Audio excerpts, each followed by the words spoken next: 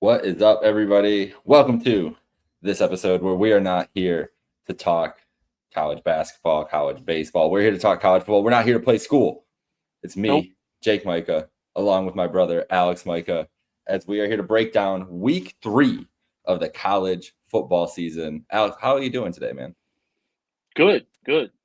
I'm ready to get going. I've just been working towards being able to watch college football all week, honestly. I'm very Isn't that, excited. Especially that last every week. week? Last week I had the wedding. Did not get to watch any college football besides a little bit on like a shuttle from the ceremony to the reception. So I'm excited to just sit down and do nothing for 12 hours, but watch young athletes in America fight for millions of dollars. That's Well, that's in what I some want to do. cases, Well, some cases millions of millions of dollars. dollars. Yeah. Other cases, some guy, he's like 3 apps at Applebee's rest of my life because I scored a touchdown. And you know what? Good for that guy. Maybe So even Applebee's. Maybe even Applebee's. I gotta Maybe it's think. like if we're talking Kent State, it's Ray's Place. If we're talking Buffalo, it's our friends at Picasso's Pizza. It's, There you we're go. this see what it could be There you go. anywhere. But we got a fun slate across the Big Ten and MAC. Some big matchups there. We have a big MAC game. We have a huge matchup, a Notre Dame matchup again this week. They started off the season hot with their schedule, and then we're gonna go down south for one of the biggest SEC matchups to date this year, and one of the ones that's been a big matchup the last couple of years too. But we're gonna start Mm-hmm. off in the state of Michigan. One of the directional schools is visiting the Michigan Wolverines. The Central Michigan Chippewas will Is that head considered a to directional school?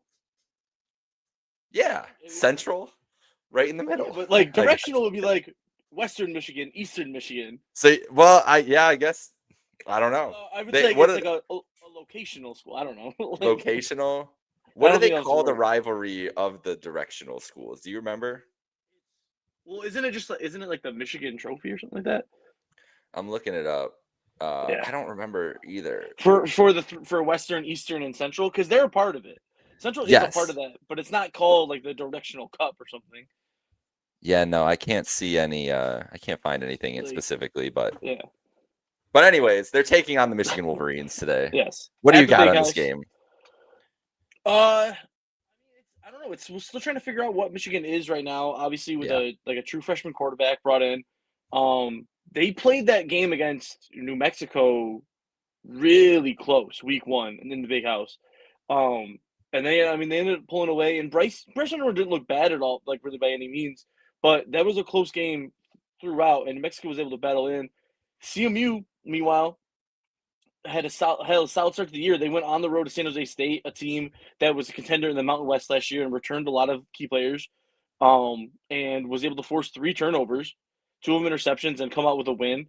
Um, and they got a pair of decent running backs, Nari Biggins and Trey Cornice. Both have 112 yards apiece to start the season. Start getting it done on the ground a little bit. Michigan, obviously, this massive brand and a couple years removed from the national title. But there's a lot that's changed in Michigan since then. They had a tough game last week against Oklahoma, um, where Bryce Underwood struggled. He only went 9 to 24 for 142 yards. Didn't ever throw a pick at all. Didn't fumble. But still, that's pretty rough. And then they don't really have any run game right now. Justice Haynes had 125 yards in that game, but one of those carries was a 75-yard touchdown. Other than that, he was 18 for 50, so Oh, 2.7 yards. So that's might just be more of Oklahoma's defense is legit, yeah. and they're able to shut down this team outside of one big run. But I mean, it's interesting to see what's going on with Michigan right now, and if they can get on the right track. They've lost a lot of talent the last couple of years, and that's hard to bounce back from instantly. Now, I was still impressed by their physicality and everything in the game against Oklahoma.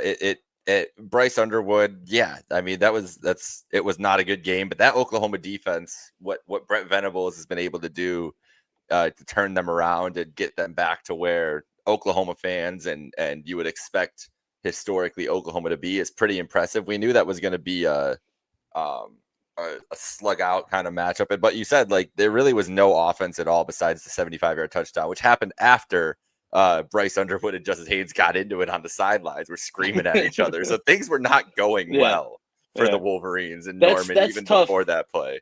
Your quarterback you're paying $10 million a year to is fighting with his teammates week 2 on the sideline. It's not the most ideal Is start to the Michigan or is season. it just Dave Portnoy paying him $10 million? I think that It's remains. David Ellis or David Ellison's wife is paying Dave, him all yes, that that's money. right. But It's Portnoy was like the connector for yeah.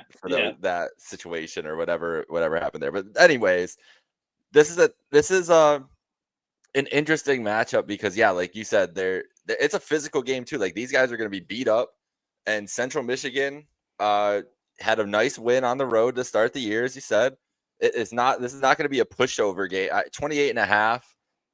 I don't know. I feel like this could be a game where it's like 28-10, 28-13, like something like that. Like this Michigan team, I don't know if they can beat anybody right now by 28 points. Like what was I think there wasn't their week 1 win only 30-7, if I remember incorrectly. I don't think they put up much more than 30 points in that game. Well, and they led up more than 7 in that game too. Michigan I've football. got it here. It was 34-17 against New Mexico. Yeah. So it's not like they've been a massive blowout at all. Yeah, so it's not like they've looked impressive really at any point this year, dominant, and then last week looking lackadaisical. So I think that when you have I don't not directional, I don't know what we're gonna call it, locational, whatever you want to call it, school. A school like Central coming in and just the motivation they'll have being at the big house and the opportunity they have there. And just the way that they play, they want to play the game that Michigan wants to play. Like they want to play slow. They're going to be more than happy to be in this kind of ball control, Big Ten football, as we call it, like ground and pound type of game. I could see Michigan having issues, moving the ball up and down the field. The way the over under is only 42.5 on this game. So they're basically saying that Michigan could win like 35-7 is essentially what the score they're expecting the score to be. I have a hard time thinking Michigan maybe they get back up there, but I could see it being, like I said, like 28-13, 28-14. And I wouldn't be surprised if we're at like halftime and it's like 10-7. Yeah. And we're like, what the hell is going on in Ann Arbor right now? Yeah. And I mean, we've seen it this year with a couple of these Big Ten matchups. I mean, week 1, we saw it with Ohio and Rutgers, and we're talking about Ohio in a minute. And we saw it with UB in Minnesota week 1 also, that UB hung in that game really until like towards the end of the third quarter, and then it kind of pulled away from them. So I mean, the Macs, they're fighting in all these games. They're putting in a good chance. And I mean, there's been a lot of upsets in the past for MAC teams beating Big Ten teams. Maybe this will be one of those cases. I'm not going to call that for sure, but like you're saying, it's 28.5 seems really big for a Michigan offense that hasn't looked stellar out the gate. Yeah, agreed. So, but we both got Michigan. I think this game. I think my prediction of this game. Yes, and I think my prediction is that it's a 3-point game at halftime. At halftime, we're like, oh, what are we doing here? What's going on? All right, well, let's move down, not all the way down south, but a little bit down south to the state of Ohio for what I think is one of the most interesting matchups of this week, honestly. And I'm not just saying that to toot Mike Bunt's horn, our own Ohio alumnus, after they're coming off a huge win last week at home over West Virginia, and they also played Rutgers down to the final drive in week 1. So this is an Ohio team who has played 2 Power 5 schools the last 2 weeks, gone 1-1 and been in both of these games. And they traveled to Ohio State, who Ohio State put up 70 on Grambling last week, but struggled against Texas. 30.5 kind of seems crazy to me, to be honest. I know that it's Ohio State. That's where we're at with this team right now. But what are your thoughts on this game? Because this one really, really intrigues me from the way that the Ohio Bobcats played football so far this year. Well, I think, 30.5 does seem high just because of the way Ohio has played so far this year. Obviously, Ohio State is a much different beast than Rutgers and West Virginia. But they've looked impressive in both those games, and you can't understate that. And you can't understate how Ohio looked at the end of the year and what they're coming in with now, with a great dual threat quarterback in Parker Navarro, who I just mentioned in the doc. I said he's still building off Timothy Chalamet, shouting him out on game day at the end of the year. He's averaging 90 yards a game right now on the ground. That's not something you just do. I mean, these are against powerful opponents that he has. One in the Big 10, one in the Big 12. I mean, it's pretty impressive. He did not look great passing against West Virginia, and that is not a secondary that's even close to the level of Ohio State. He's got to protect the ball a lot better. He threw 3 picks last week. That's not ideal at all. But if he can protect the ball and if he's able to make some plays on the ground, then I mean, honestly, who knows like how close this game could be. Obviously, Ohio State's offense is amazing. You have Jeremiah Smith, who didn't really do much week 1 against Texas, because Texas has kind of been able to figure him out these last 2 games that they played against them.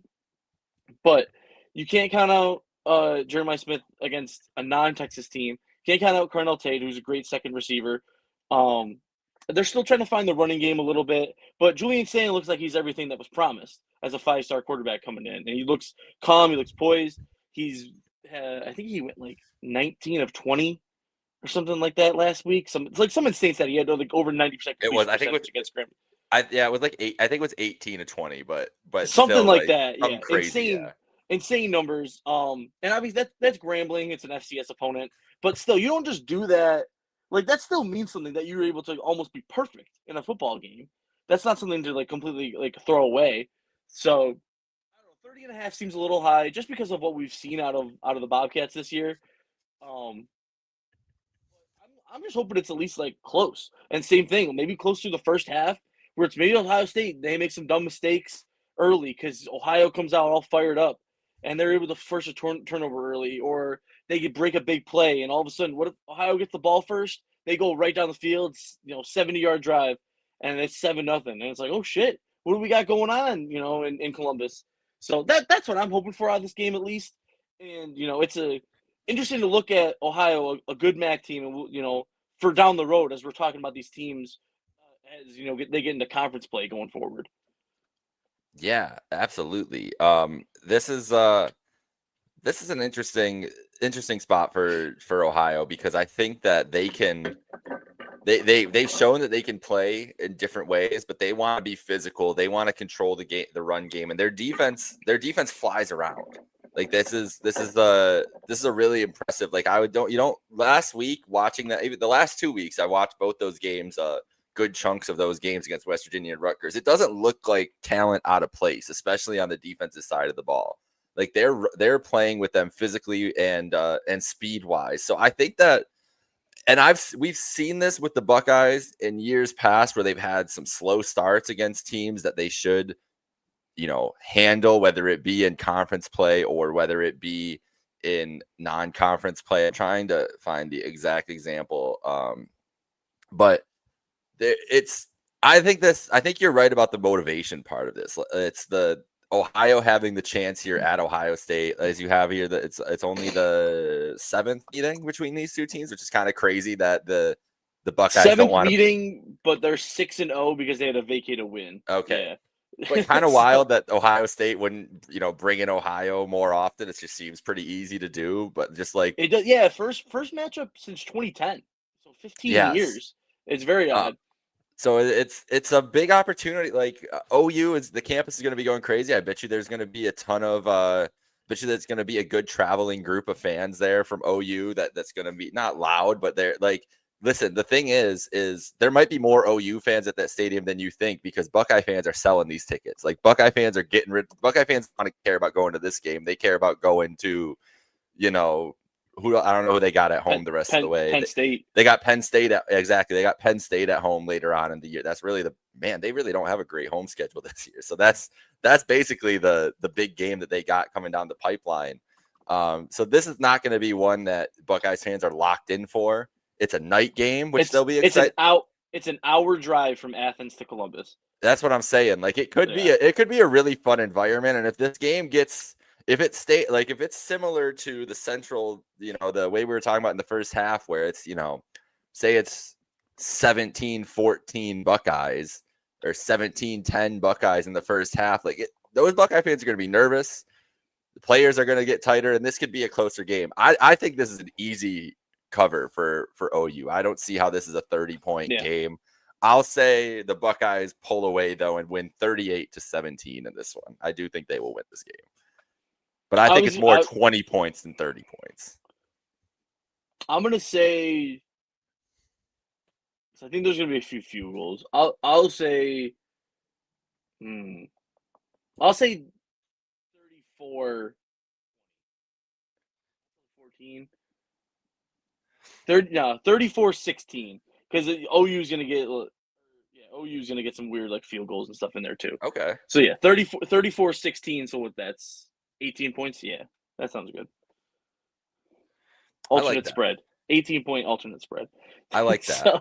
I think OU keeps this interesting for a lot longer than people think. I think both Ohio State and Michigan have trouble with the MAC schools this week, and not even trouble, but just these spreads doesn't blow them out. Crazy to me. Doesn't blow them out as big as they're supposed to. Yeah.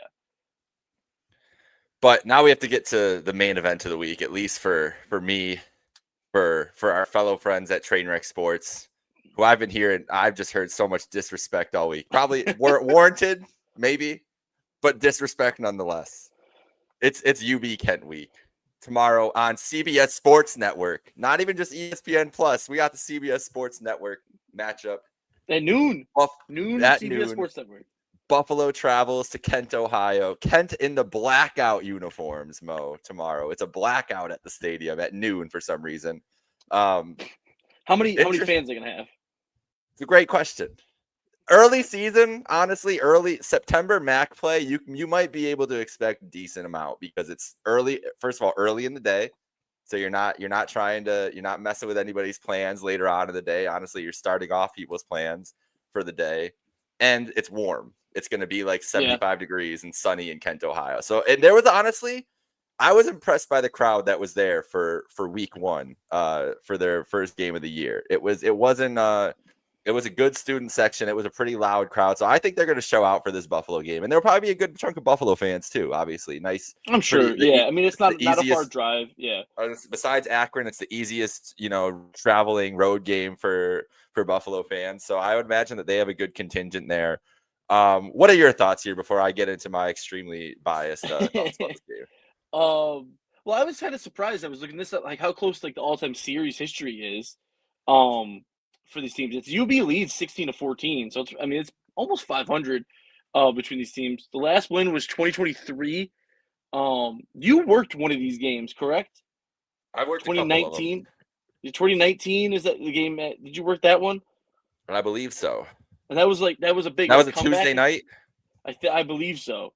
Tuesday night, I believe, and Kent was down at halftime, like 21-3 or something similar like that, and won like 30-27 on a last-second field goal. Yes. Okay. I remember you because you were sending like Snapchats of this game as it was happening. Yes. And who could forget the 2020 game where UB put up 70 because Jarrett Patterson ran for 400 yards. Let's get into that, but let's get into this little bit of history. There's been some classics. That's one of them. It was like 70 to like 38 or something like that. Like one of the highest. It started out so close, just back and forth, and then Jared Patterson's like, "Nah, I'm taking this game over." Yeah, just had like 300 yards rushing. What do you have? 7 touchdowns, right? You just said. I think so. He got the 400 yards though. Yeah. Yeah, it was crazy. I was watching that at the deli, working my job, just being like, every time I looked over, I just saw Jarrett Patterson running for a touchdown. Is this a replay? No. What is going on? Yeah, exactly. Kent was down in the 2019 affair. UB was up 24-6 going into the fourth quarter, and Kent outscored them 24-3 in the fourth quarter and won on the last second field goal. That was one of the last games I ever worked at Kent State, actually, on the field. So that was a crazy affair there. I vividly remember I've never seen college kids get yelled at like the UB players getting yelled at into the locker room at that point. But the last couple of years have not been kind to the Golden Flashes, to say the least. They got their first win since 2023 just a couple weeks ago. They covered last week, Mo. They covered last week on the road against Texas Tech. Against all odds, had 2 fourth quarter touchdowns, probably against the third stringers of Texas Tech, but that's neither here nor there. That's still 2 touchdowns. It's still 2 touchdowns. So the things are looking up for the Golden Flashes. But this 22.5-point spread feels, I won't be biased, this feels fair to me. It feels Yeah. it feels fair because the biggest thing that now there's two things here. Taquan Roberson is not, he's just not good. I just don't think he's even a MAC quarterback. Throwing the ball, he's very limited to what he can do. He's a limit, but running the ball and what this team can do offensively is they can control the play. Carson Gates called our friend Carson called Taquan Roberson a Victor Snow merchant the other day, and I assume Victor Snow will be heavily involved in the passing game when they have the chance. But UB's going to try to control the clock and control the line of scrimmage here. He should be used more than he has been so far. He's got 8 catches so far this year. So they should definitely be getting to Snow the ball way more. He had a really nice catch against Minnesota. So that was one of the I think it was the only touchdown actually that UB had. Yeah. Nice catch against Minnesota. Yeah, Roberson, I don't really understand. I mean, I know he's not very good, but against Minnesota, he went 12 of 20, and then last week against St. Francis, PA, he went 10 of 20. Like, how did you get worse going from a Big Ten opponent to an FCS opponent? Doesn't make a lot of sense. He did add like 90 yards on the ground last week, though. Yeah. Touchdowns. So that was the thing that we didn't really ever see out of him. So that's interesting. They need to get LJ Henderson going, who is a 1,000-yard rusher last year. Is only getting 3.5 yards a carry right now. I don't know if it's because turnover in the line and he's just not finding the hole as well. But they got to get him going, get him more reps for sure to get him going. But the best player at UB, who's going to make it the most difference in this game and is going to wreak havoc on Kent State's poor quarterback, whoever it is, Drew Drysdale. Drew DeShields. Drew DeShields is taking over the starting job. Drew Drysdale might be a hockey player, honestly. But Red Murdoch is going to be all over the field. He's probably going to have another like a dozen tackles, probably a sack, a pass deflection, whatever you want to say. He is going to just eat up this Kent State offense.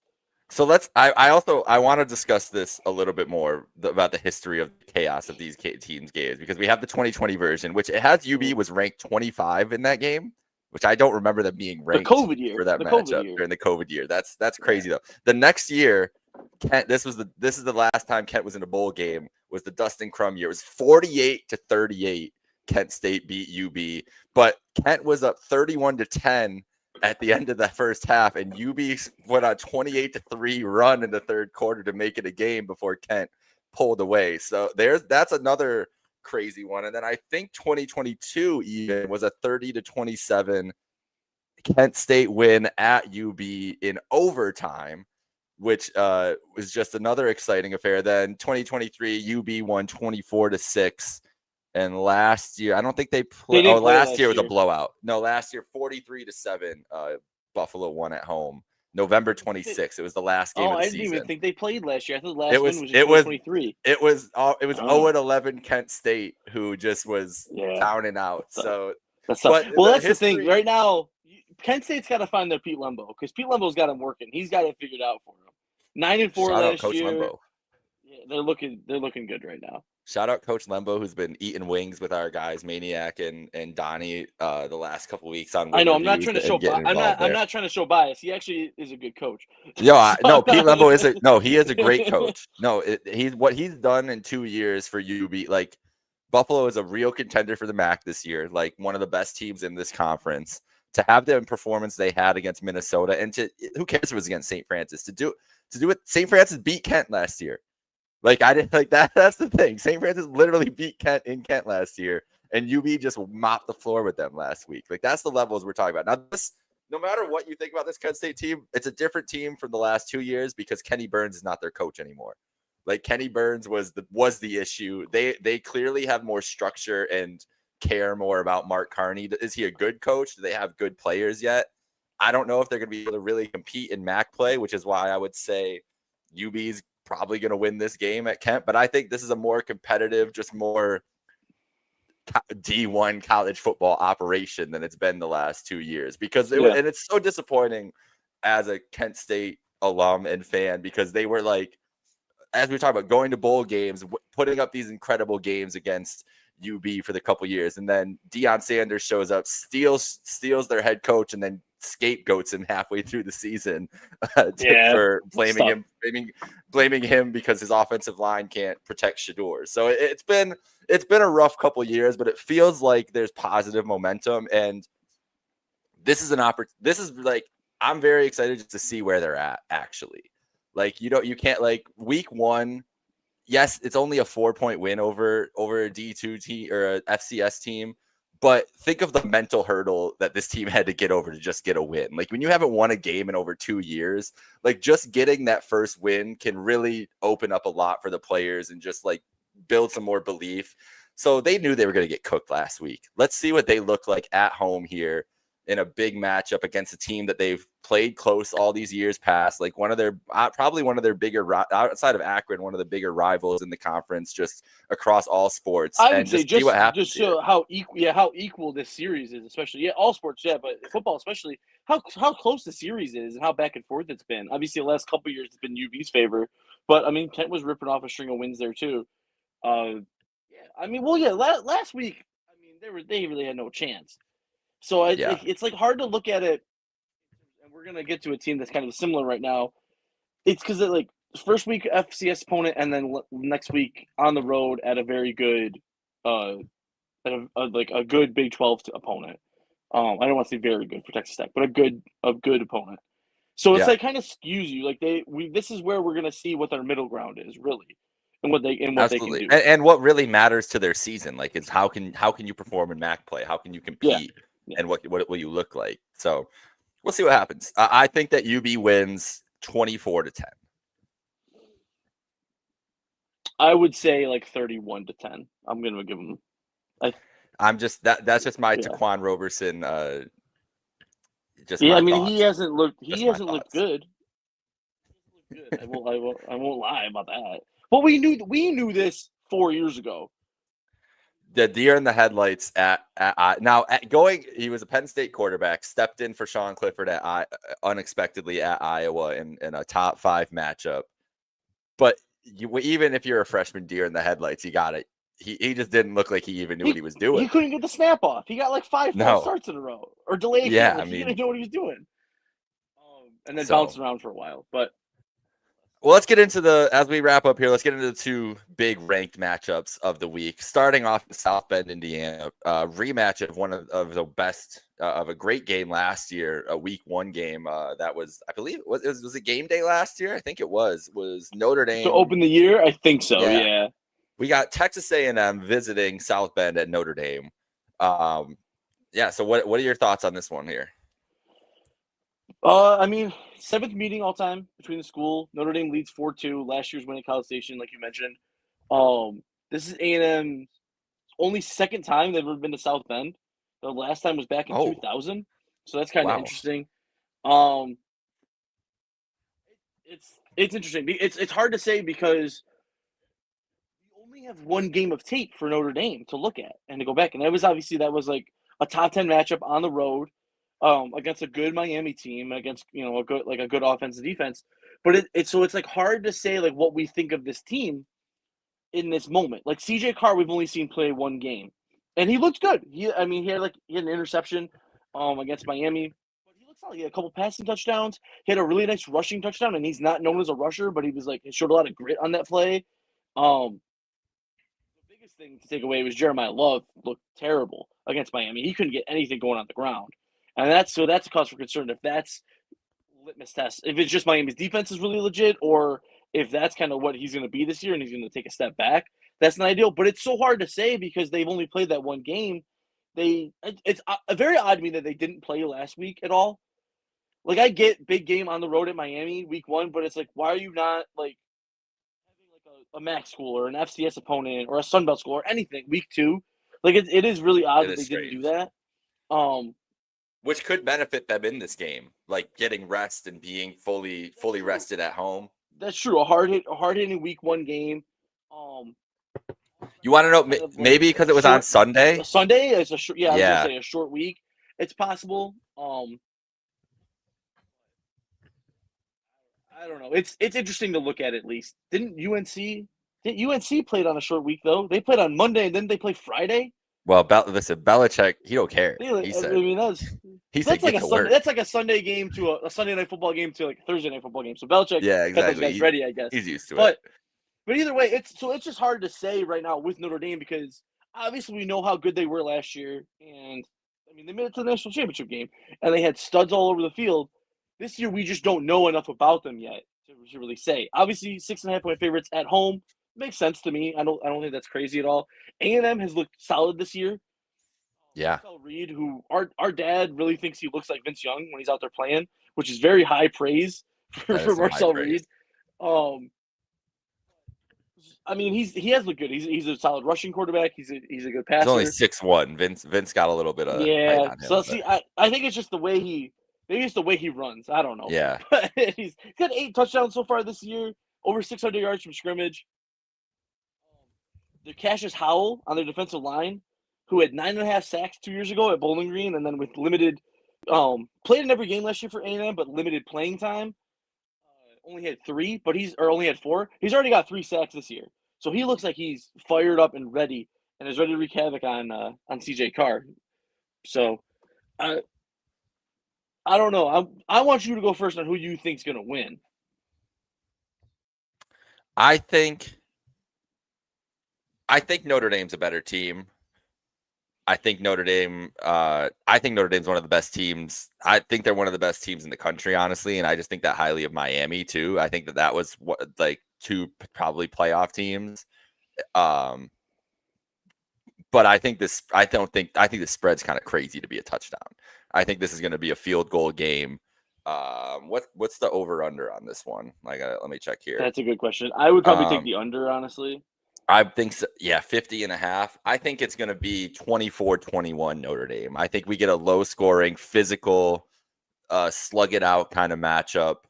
I think Notre Dame at home, I just like that. It's a really tough environment to go into for a team that's never there. Not that Texas A&M isn't at big environments all the time, but it is a tough environment to go play in South Bend at night. Like that's a really special, loud, devoted fan base. It's going to be all Notre Dame fans. There's not going to be there's going to be like 4 total Texas A&M fans in the building probably getting ready for this game. I just think this is a tough ask for A&M to come on the road and do this, and especially because Notre Dame has the extra week. Like Notre Dame is just fresh. They're pissed off coming off a loss like that. Like I just feel like Marcus Freeman's going to have them locked in and realize, like, because they lose this, there's literally no margin for error for them to make the playoff the rest of the year. Like this game is more make or break for them than it is for A&M, who hasn't really started conference play yet. So I'm going Notre Dame. Notre Dame has a tough schedule down the way too. They don't have an easy schedule this season. But so here's this. I think Notre Dame's going to win also. I think it's going to be close. I have even less than you. I think it's going to be like 17-14 or maybe 21 to 17. Like it's like that. But if they're 0-2, and I know it's Notre Dame, but it'll be 2 losses to ranked opponents. But if they're 0-2, there really is no argument for them to be ranked in the top 25. Yeah. I understand it's 2 losses to ranked opponents, but you'll have 1 on the road, you'll have 1 at home. And you were the higher ranked team both times. Yeah. I mean, I don't think there's a case for them to be ranked. I'm sure they probably still would be, which would be crazy though, if they're like 22 and they're 0-2, which is like, okay, whatever. But yeah, you're right. When you look at their schedule, like Purdue is going to be an easy game for them next week. But Purdue would lose games in the MAC. Like yes, honestly. At this point, yes, absolutely. They're not good. Then they go to Arkansas, which will be tricky. They get Boise at home. They get NC State at home. USC at home. At Boston College, which Boston College's quarterback last week against Michigan State, even in an overtime loss, he was like 30 of 39 for like almost 400 yards passing. NC State ran all over. Yeah. Well, a nice win yesterday against Wake Forest. Shout out Hollywood Smothers, and shout out to Meerkat for showing me Hollywood Smothers and just hyping him up. That guy was running all over Wake Forest last night. So yeah, not gonna be. We don't know what to expect, but USC and Navy and Boston College and Pitt, like those are 4 rivalry games for Notre Dame all in a row, basically. Yeah. Like and they get Stanford at the end of the year, who's probably not going to be as tough a thing. But this is not there's no cupcake on this schedule for Notre Dame. So yeah, this is really important to get this to keep picking up these wins here. I think they win. I think it's close. I think we're both aligned. You have it a little lower scoring than me, but 3-point game feels more likely here. Let's go down to Neyland Stadium, Knoxville, Tennessee, as the Georgia Bulldogs, 3.5-point favorites against Tennessee. What do you got for this game? College game day here. Game day down, which I guess is the case. Should game day have gone to South Bend? I don't know. Well, what's the game that they're broadcasting? That's the only reason they're fair enough. here. Now, I am upset this game is at 2:30 and they put Florida and Ellis. I get you want Ellis, Death Valley at night is a fun environment to have everything, but why is your game day game not the night game? But I digress. Yeah, that's fair. I mean, it wasn't 2 weeks ago, right? It wasn't. So Ohio State, Texas wasn't the night game either because that was on Fox. But that wasn't their broadcast either. That's true. They have control over both those games. But that's true. LSU at night, I get it. That's what I get. But yes, okay. Georgia leads series 23-20 or 29-23-2 all time. 8 straight wins, which I did not realize that they've won 8 straight games. That's kind of crazy to me, especially with the way Tennessee's been the last couple of years. How much more solid they've been. But I guess Georgia has also just been ridiculous under Kirby Smart the entire time.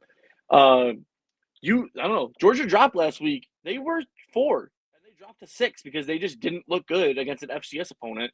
The game was never really close, but they only won 28-6 against Austin P. Hey, however you say their name. P. I think it's P. P.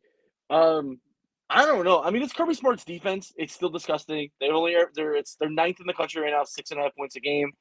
Gunnar Stockton, like in moments last year, looked better than Carson Beck because he could run the ball, but really wasn't ever impressive as a passer. They brought in Zachariah Branch from USC, who doesn't score a lot of touchdowns. He had 2 his freshman year and then 1 last year. He's got 1 so far this year. And he leads the team with 112 yards. Doesn't lead the team with catches though. So it's still kind of like up in the air about like how this offense is going to look. Their running backs are okay. They haven't really shown like flashed anything either. Nate Frazier from last year, he hasn't done much either. Tennessee, Josh Heupel I think is just a quarterback whisperer. And not that Joey Aguilar is a bad quarterback, but I think you could put any quarterback into that Tennessee offense and they're going to win you 10 games. Yeah. I just think it's just built for it. You go back to Hendon Hooker, who's not even in the league anymore after being a second-round pick at one point. You have Joe Milton, who's, in the league but a backup. You had last year he made Nico who he was, and everyone thought, oh, my God, Nico Amilava is going to be one of the greatest quarterbacks in college history. Not looking good for Nico now. Not looking good at UCLA right now for Nico. So Joey Aguilar, who was solid at App State, not as good last year as he was 2 years ago when he came in from junior college. When he came in to App State and he was the Sun Belt Offensive Player of the Year, had like 34 touchdown passes. He's looking good right now. 5 passing touchdowns, no interceptions. Against not big opponents. Syracuse week 1 was good. That team looked on point against Syracuse that game. Yeah, absolutely. I think they played Eastern Tennessee. So not another one of those, directional schools. So nothing big there. They lost a lot of production last year with Tennessee. That's the toughest thing to look at. You lost Dylan Sampson last year, who was first team All-SEC. I think he was an All-American and a couple voters behind Gianti. He had like 20 touchdowns. You bring in transfer Star Thomas from Duke, who was okay at Duke last year, had like 800 yards and like 10 touchdowns, but hasn't shown that he can be the guy yet. Deshaun Bishop, who was there last year, he's got less carries. He's got like 10 less carries, only 11 less yards, so they probably should just be feeding him more, honestly. Yeah. And maybe that's what's going to happen as the season progresses. But I don't know. It comes down to, do you trust Josh Heupel's offense more than Kirby Smart's defense? And I'm going to pick Kirby Smart's defense every time. You look at the history of this. You said the last 8 games, but let's look at the scores of the last 8 games. Well, it's last year 31-17 Georgia. 2 years ago in Knoxville 38-10 Georgia. 3 years ago 27-13, 41-17, 44-21, 43-14, 38-12, 41-0. Like there's not a close game in there, and even the win in Georgia that Tennessee beat Georgia. It was a crazy, like, it was not as strong as Georgia team as we're used to. And it was a crazy, back and forth affair where they won by 3 points. And then the year before that, it was 38-31. And then Georgia had dominated for 6 years prior. Like this, since Kirby has taken this new era, 2016, Tennessee, is that the first Kirby Smart year? Is 2016? I think so, yeah. No, it might be his second. Wasn't that the year where Georgia lost crazy back-to-back games to then they lost the crazy game to Auburn too? I could be misremembering, but the point, Bulldogs. My point being that this thing has turned around. Like this thing has never been close, and I just don't think that 2016 is Kirby's first season. Yeah. So Kirby can just dominate this team. This feels like if you, like only getting 3.5 is something you should jump all over with Georgia. Yeah. And I think I'm going to, as much as I want Tennessee, as I pull for the Tennessee Vols from time to time, I don't feel like they can even, I don't think they have a swinging chance in this game. I would say Georgia wins similar to last year. I'd say like maybe not as high, maybe they don't get as many points. Let's go 27-13.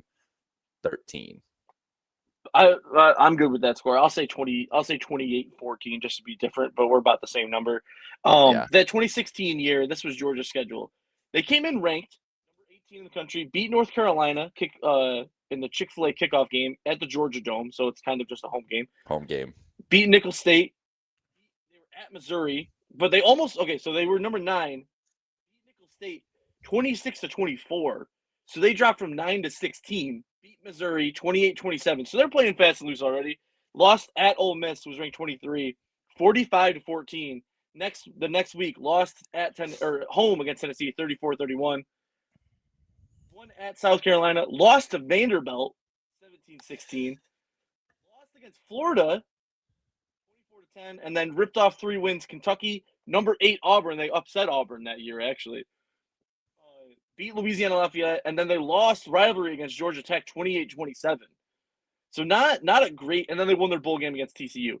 So some weird losses in there, but Kirby Smart's first year, they went 8-5, 4-4 in the SEC. And then I think it's honestly all she wrote after that. 2017, they're the SEC champion, and they're in the national championship game. So interesting season and run for them. But feels like Uga's gonna run away with this one in this ranked matchup. Do you have before we go? What are your thoughts? Do you think Florida bounces back at all? 2 other games I want to just touch on quick. Do you think Florida could bounce back at LSU, number 3 LSU? Do you think that's a close game, or is this Florida team just dead under Billy Napier, and we just need to get rid of this guy? 6.5 point favorites for the Tigers at home. Night game. I mean, I think they might be able to keep it close, but I don't think it's a game that they'll win. I think they might be able to keep it close. Okay. I was just reminiscing. Goes back another great COVID era game, 2020, about Florida and LSU. Do you remember the big thing of this game? No. It is a fog settles in on the field. Yes, that's right. And it's a shoe game. Florida corner takes LSU player's shoe that fell off during it was a block punt or something, and just whips it. Yes, that's right. And so LSU gets the ball, and they're able to keep on going down the field. Wild. So I think so too. The other ranked matchup I forgot to mention though, which I can't believe we forgot to mention this. South Florida coming off the big upset against Florida on the road. Now they go to Miami.